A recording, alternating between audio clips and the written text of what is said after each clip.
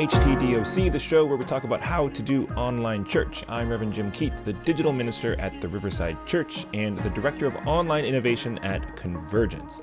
Now, today we're going to talk about 5 ways to connect with online congregants. Also, you're going to hear raspy voice because I'm working through something, but I'm feeling good. Don't worry. You're gonna have to hear this. So, you're welcome. Okay.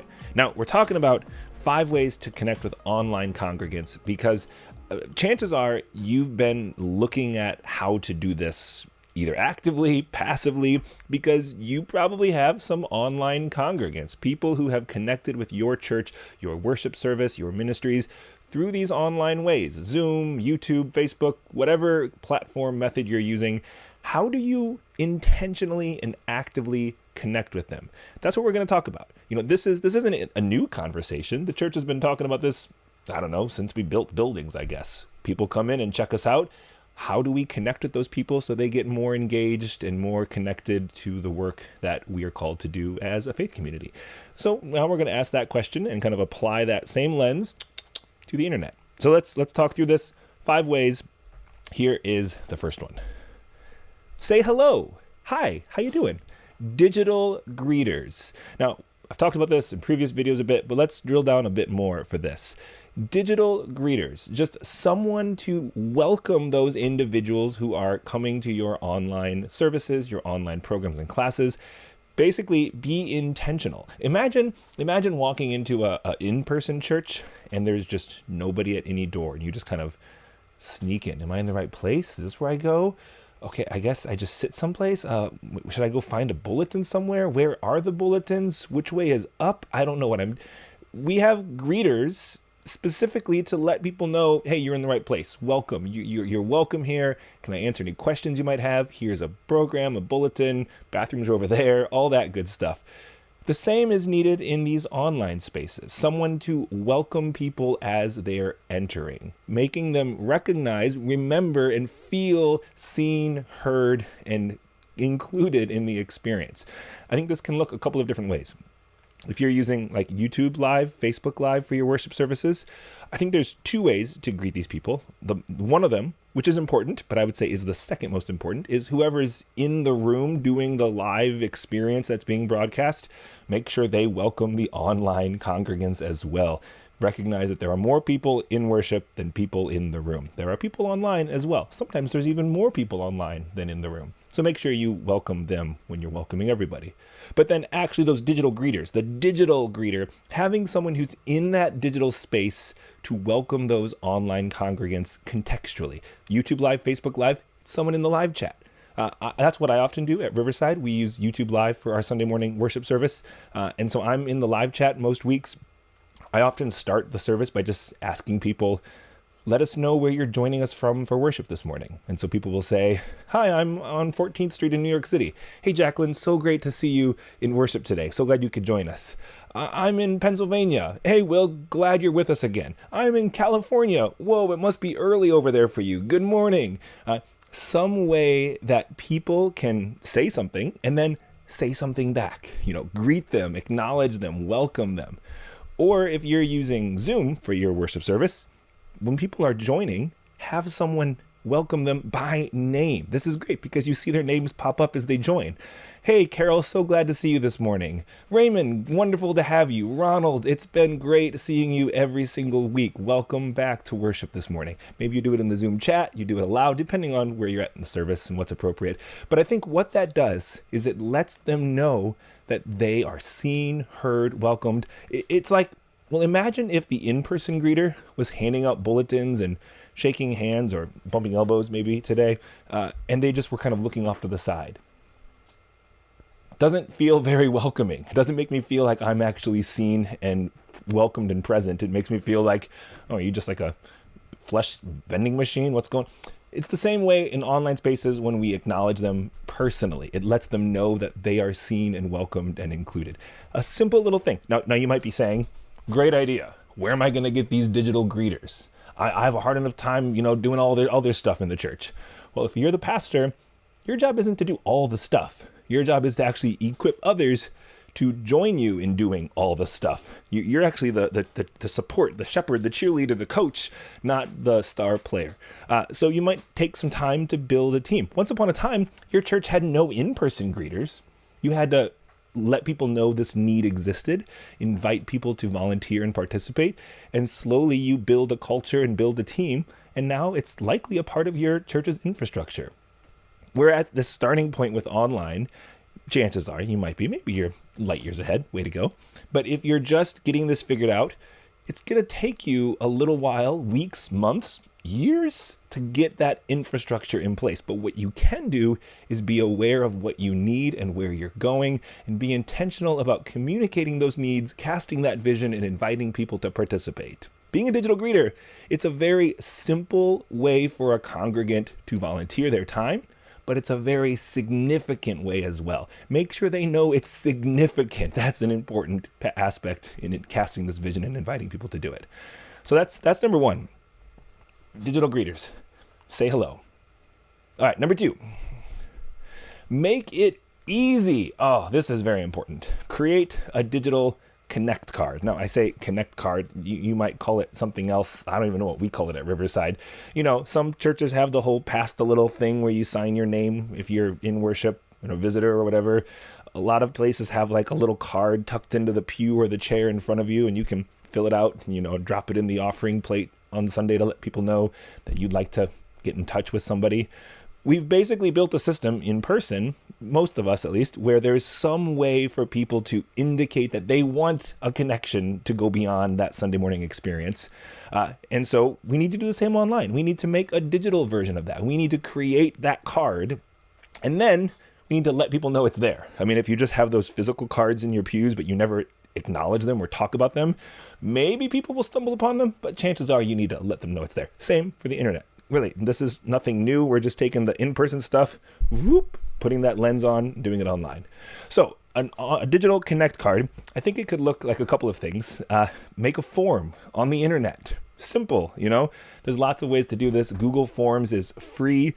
If you're not using Google Forms, it's a very easy way. There's other services that do this too. We use FormStack at Riverside because it integrates well with our website.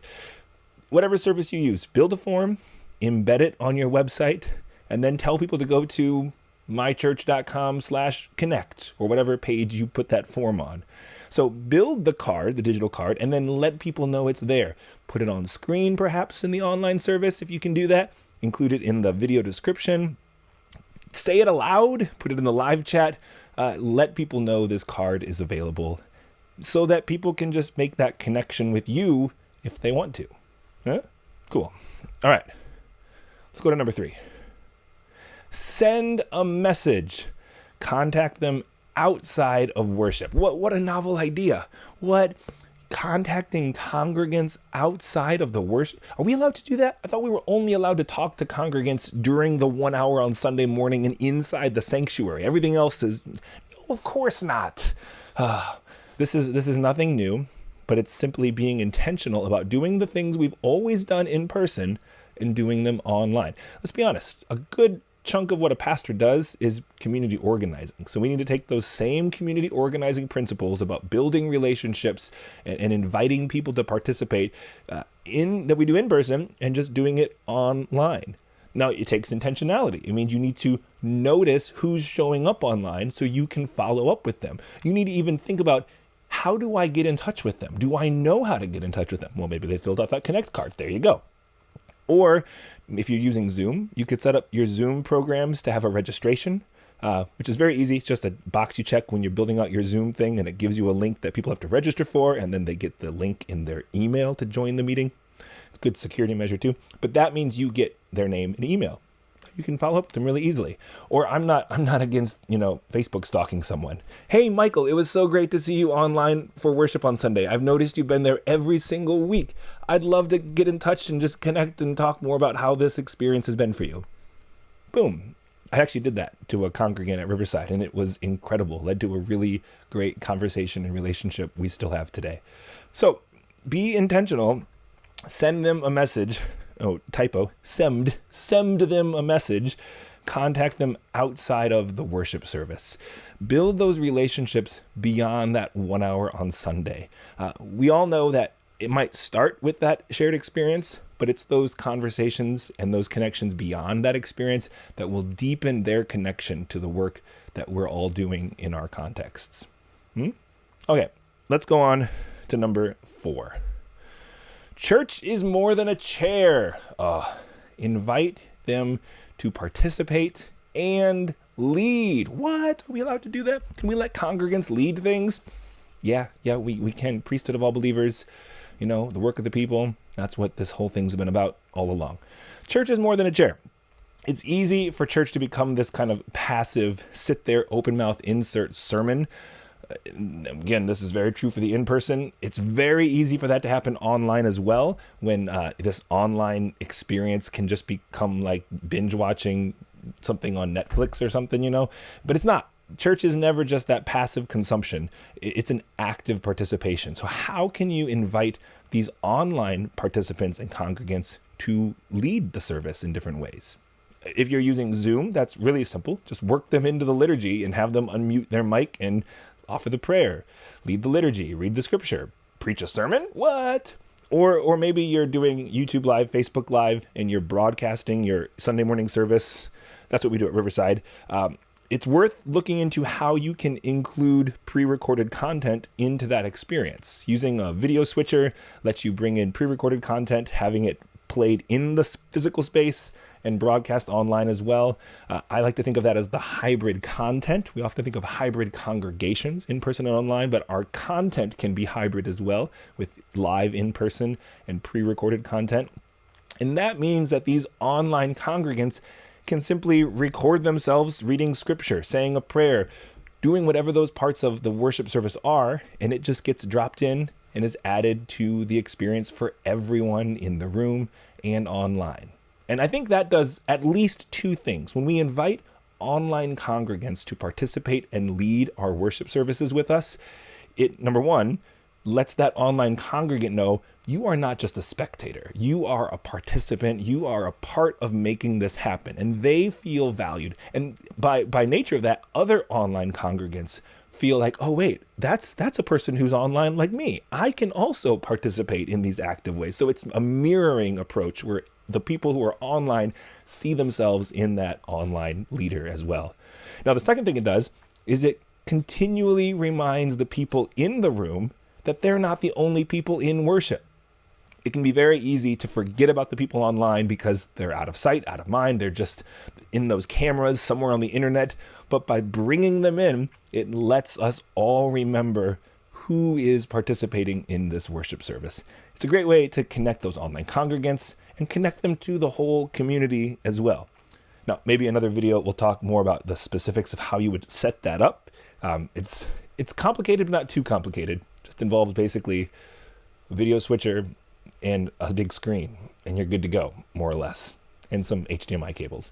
But for the point now, the idea is simply recognizing church is more than a chair and inviting these online congregants to participate and lead. Again, it's being intentional, nothing new. We've done this for centuries with our in-person congregants.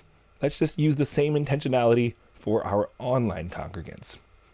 Okay, number 5, last but definitely not least, just for you. Create online-only programs and groups. Create spaces that are built from the ground up specifically for these online congregants. If they're joining you for worship, but the only way they can participate beyond that is a Zoom one-on-one, that's great. Keep doing that, connecting outside of worship. But if it's just come back to church next week, cool. But I think we all know that church for many people is more than just a 1-day-a-week experience. We have groups and classes and all sorts of programs and things that people can participate in. There's that weekly Bible study. Make an online Bible study that's online only. Yeah, the in-person crowd, they can join it too, just from home on Zoom or something. But it makes an on-ramp for those online participants as well. Maybe you actually, recruit some of your in-person crowd to kind of build a critical mass so that when an online person shows up, it's not like, oh, it's me and one other person, but it feels like, oh, I'm a part of something. You can, that's community organizing. But the point is creating those online only programs and groups, giving them something that's built just for them, not just like I get to just be the camera in the room eavesdropping. No, this is built and designed with the online congregant in mind. And like I said, the beauty of making an online only thing, it doesn't exclude the in-person people. They just do it from home online like everyone else, which some might actually enjoy. Now at Riverside, we do a couple things in this way. Like I said, our Sunday morning worship service is YouTube live broadcast like that. We interweave pre-recorded clips, all the stuff I talked about. But then after worship, we have virtual coffee hour, which is just a Zoom meeting, bloop, bloop, bloop, bloop, bloop, all the squares.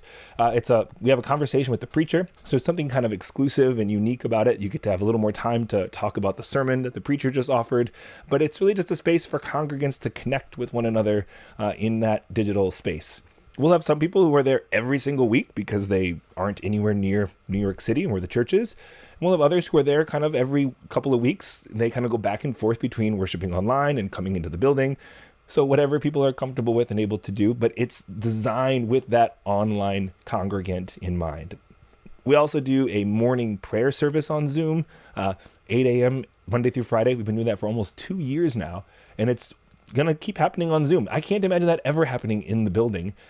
We could do it in the building, but you'd get like maybe 2 people to show up. But by doing it on Zoom, we get like a dozen or 24 people every single morning showing up for this 30-minute prayer experience. And then on Wednesday nights, we call it Grace Notes. It's our Wednesday night service. That's just on Zoom. It involves kind of a reflection and conversation on a scripture, time to pray together, and then someone from one of our choirs sings a solo from their living room. It's fantastic. And it's all on Zoom. These things allow anyone to participate, and it means that all the people who are connecting with us online, when we say, here are the ways you can continue to engage with us, it's not just give an offering, come back next Sunday. It's finding these ways for them to deepen their connection. One of my favorite things, we had a couple, John and Claudia are their name, who started kind of participating in our worship services at the beginning of the pandemic, and they were regulars at virtual coffee hour. And it's amazing that we all got to know them through that weekly Zoom space. This coming Sunday, December 19th, if you're watching this live in real time, December, they're joining the church. They're going to become members of our Riverside Church, and their whole participation really revolved around that online experience and online space. So you got some John and Claudias in your space too. You just need to make sure you are intentional about creating an infrastructure so that they are welcomed, they are seen, they are valued, they are affirmed, they are able to participate, and they have spaces designed specifically with their context in mind. And yeah, that's it. 5 ways to connect with online congregants. What else? Do you have other ideas for ways to connect with congregants? Drop them in a comment below so we can all continue to explore and learn together. Or if you have other questions that you'd like me to dive in and explore in another video, put that down there as well. And you'll probably see it popping up in a month or 2 in the next video that I'll be making. And then, like and subscribe and all that YouTube stuff. Okay, I'm gonna go do something. I don't know what. What am I going to do? I'm going to work on a podcast. We have a daily devotional podcast right now for Advent called Be Still and Go. You should listen to it. There's a link in the doobly-doo. Yeah, I'm going to do that. You should go listen to it and then be intentional about building your ways of connecting with online congregants. I'll talk to you next time.